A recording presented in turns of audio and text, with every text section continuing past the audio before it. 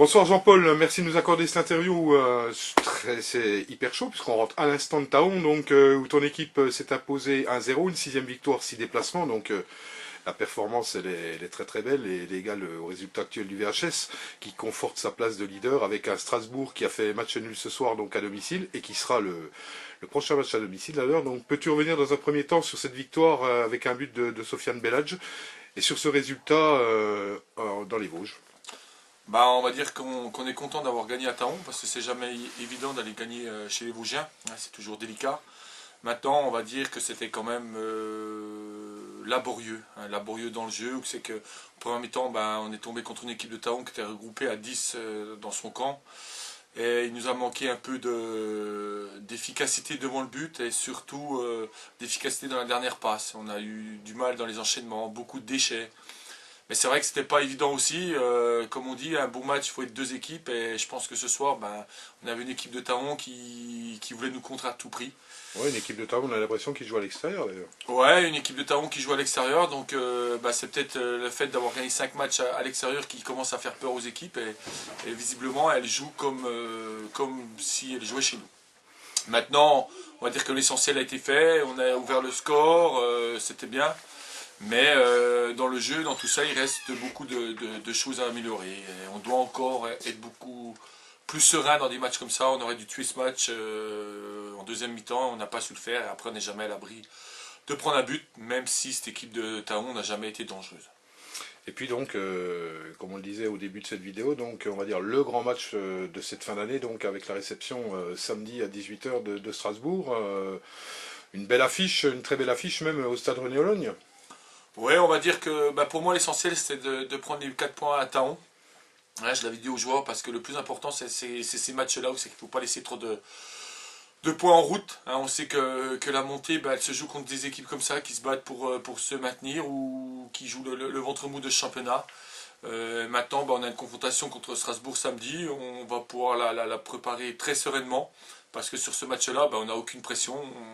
Même si Strasbourg vient gagner ce match de retard, ils sont à 3 points de nous. Donc c'est-à-dire qu'ils sont obligés de venir nous battre pour qu'on soit égalité.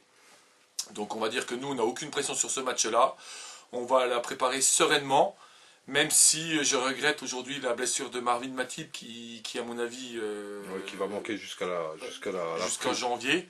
Et Hicham Abda qui sera sûrement très incertain pour Strasbourg, pareil, qui a une petite contracture derrière les ischios.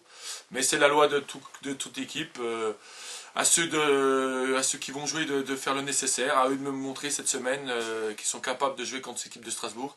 Et j'espère que ce sera une grande fête avant tout au stade René-Ologne. Et puis, comme on dit, ben, elle viendra ce qu'il viendra après ce match-là, mais la montée, elle ne se jouera pas là. La montée, elle se joue contre des équipes comme Taon, comme Stenzels dans 15 jours.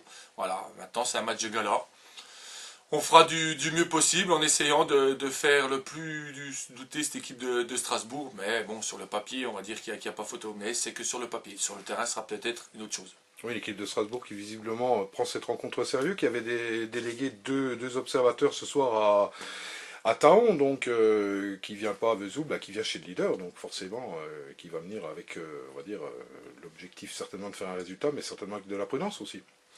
Ouais, bah de toute façon, moi, comme je l'ai dit depuis le début de saison, hein, on ne combat pas dans la même cour. Hein, c'est les aberrations de cette fédération française de football. Quand on peut déposer le bilan, quand on dépose le bilan et qu'après on peut reconstruire un club avec un effectif de national voire de Ligue 2, c'est pas du tout la même cour que nous. Hein, quand on peut prendre des joueurs, bah, le Colombien là, à 4 800 €, je crois, 3 ans et demi fédéral. C'est clair. C'est pas la même cour. C'est pas la même cour, donc eux ils préparent, ils ont pu envoyer 2 émissaires ici. Nous, on n'en a pas envoyé chez eux. Voilà, parce que moi, je sais très bien que le principal, c'est mon équipe, c'est pas Strasbourg. Moi, j'ai confiance en mes joueurs, j'ai confiance au public, j'ai confiance à tout le monde. Et on va essayer de donner la meilleure réplique possible à une équipe de nationale, voire de Ligue 2. Mais ce qui est déjà bien, c'est qu'on les fait douter et c'est qu'ils nous craignent. Et quand on compare les budgets, bah, c'est bien qu'une équipe comme Strasbourg nous craigne. Oui, et puis sur un match tout est possible, on l'a vu avec Pontarlier qui s'est imposé à Strasbourg, on l'a vu ce soir donc avec Saint-Louis qui a été chercher le nul chez eux sur un match. Tout peut se jouer. Oui, oui, non, mais de toute façon, voilà, je sais que les garçons sur un match sont capables d'élever leur niveau de jeu et d'être très bons. Maintenant, c'est bien que Strasbourg soit venu nous voir ce soir, parce qu'ils ont vu pas une grande image de Vesoul, même si la victoire était là, mais dans le jeu ça restait quand même, c'était assez moribond. Mais c'est bien, c'est bien, c'est bien. Il faut continuer notre bonhomme de chemin. Et ça fait 10 matchs sans défaite, 6 victoires à l'extérieur. Je crois qu'on rentre un peu dans les records en ce moment. Mais il faut continuer. Le tout, c'est d'être invaincu. Comme je l'aurais dit, l'objectif, c'est d'être invaincu au soir de Stensels. Hein. Il reste 2 matchs et de pouvoir commencer le début d'année sereinement, on va dire. Eh ben Jean-Paul Restateur, merci à te souhaiter une bonne semaine pour cette préparation, donc la réception de Strasbourg samedi.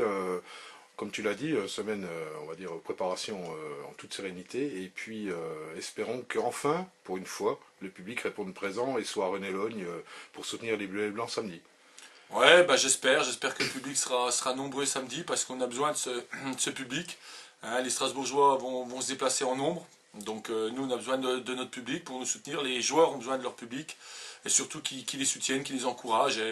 Et ce qu'ils font en ce moment, c'est quand même fort. Donc il ne faut pas l'oublier. Alors c'est vrai que de temps en temps, il y a du déchet. C'est vrai que de temps en temps, on confond un peu précipitation, qu'on n'est pas...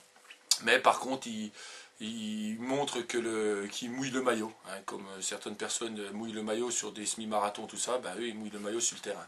Hein, c'était une aparté, parce qu'il n'y a pas que certaines personnes, je pense que eux aussi les joueurs mouillent le maillot, et c'est très important, et ils ont l'image du club en eux, et ça c'est bien pour la suite. Merci Jean-Paul, à très bientôt, et puis sympa le petit clin d'œil. Bonsoir.